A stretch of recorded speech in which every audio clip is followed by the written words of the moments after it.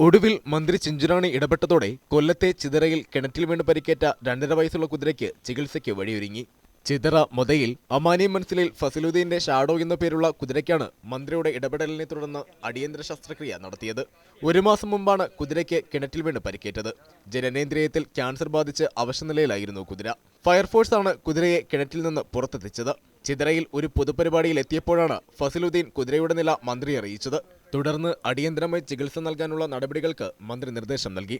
കൊല്ലം ജില്ലാ വെറ്റിനറി കേന്ദ്രം chief veterinary officer നടപടികൾ സ്വീകരിക്കുകയും ചെയ്തു. കൊല്ലം ജില്ലാ മൃഗാശുപത്രി മേധാവി ഡോക്ടർ വി ഷൈൻകുമാറിന്റെ നേതൃത്വത്തിലായിരുന്നു ചികിത്സ.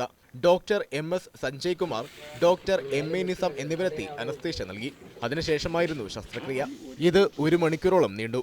മണിക്കൂറുകൾ നീണ്ട ഓപ്പറേഷനിൽ ക്യാൻസർ ബാധയുള്ള മുഴയും കുതിരയുടെ 2 വൃഷ്ണങ്ങളും നീക്കം ചെയ്തു. 5 ദിവസത്തേക്കുള്ള ആന്റിബയോട്ടിക്കുകളും വേദന സംഹാരികളും നിർദ്ദേശിച്ചിട്ടുണ്ട്. മുറമുണങ്ങുന്ന മുറയ്ക്ക് കുതിരയെ സവാരിക്ക് ഉപയോഗിക്കാമെന്ന് ഡോക്ടർമാർ അറിയിച്ചു.